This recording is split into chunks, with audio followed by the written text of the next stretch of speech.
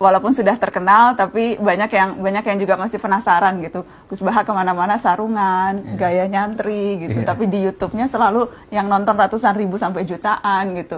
Pokoknya bintang YouTube. Kalau ustadznya YouTube tuh Gus Baha rame gitu. Gimana sih Gus Baha melihat dakwah sekarang gitu lewat cara YouTube, lewat cara-cara seperti sekarang ini Syihab dan Syihab ini kan cara dakwah yang berbeda yang kita maksudkan supaya lebih dekat, lebih nyampe ke masyarakat. Gus. Ini saya menjawab tapi tidak harus jadi model ya, karena tradisi kita apalagi Pak Kures aslinya ada kaidah ya, laisa li alimin ayyuqal ida aliman akhir. Jadi antar orang alim itu tidak perlu saling ikut.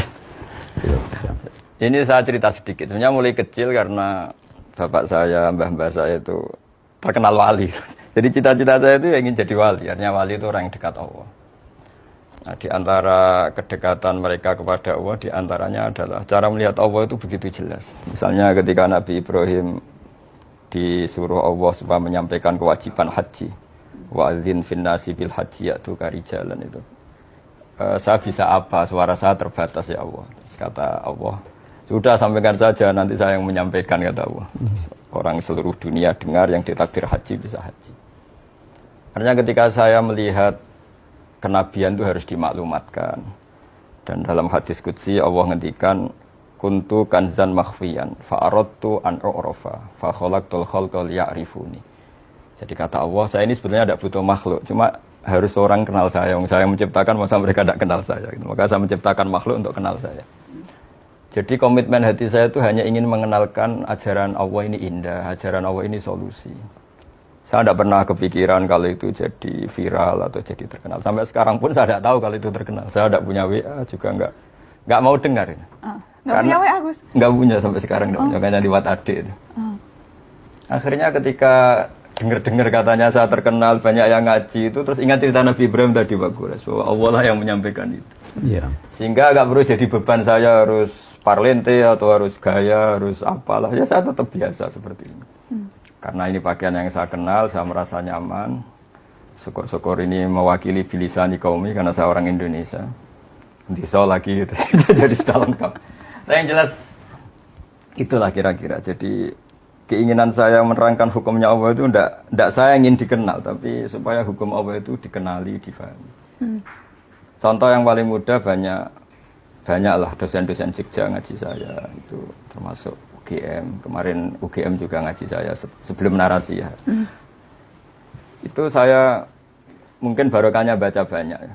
Mungkin Pak Kures lebih tahu, saya baca banyak. Saya menghidupkan ilmu-ilmu Al-Quran yang mungkin orang lain sudah nganggap itu tidak penting.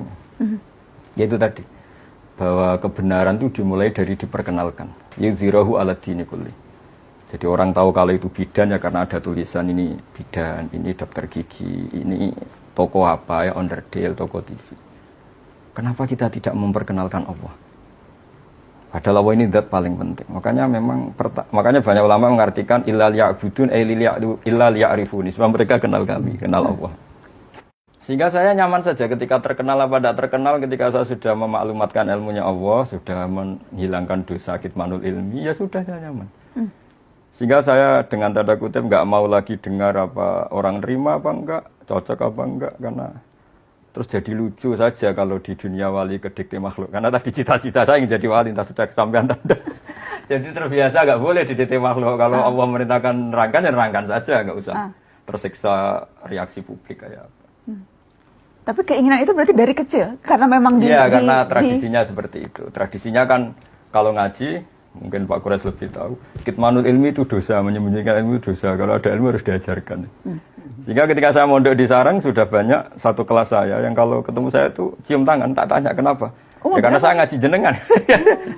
Karena perasaannya santri gitu kalau selalu. Perasaannya gitu. Tapi sebetulnya berangkatnya dari kewajiban itu. Ketika Kiai Hamid Pasuruan terkenal wali, Pak Kures tahu banyak Kiai Hamid Pasuruan. Itu kan sepupu sama mbah saya. Itu ketika beliau terkenal, banyak yang sowan, banyak yang menghormati. Beliau itu menangis. Ketika ditanya sama bapak, kenapa engkau menangis? Saya ini soleh itu untuk diri saya sendiri. Saya sering jamaah, sering melakukan kebaikan untuk diri saya sendiri. Tapi kenapa mereka menghormati saya?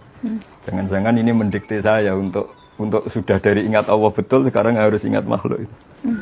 Tapi kembali lagi mereka umatnya Rasulullah Shallallahu Alaihi Wasallam yang harus dibina, yang harus didekatin sehingga mereka ya nyaman lagi atas perintah Allah itu. Ya kira-kira gitulah. Setidaknya pas saya baik, pas Bikol bin Salim itu cara berpikir saya seperti itu. Tapi ya saya manusia mungkin kadang-kadang kebawa euforia atau tertekan atau nervous. Tapi itu bawaan manusia. Kalau secara ilmu saya seperti itu, nggak lebih nggak kurang. Ya saya kira demikian. Ya,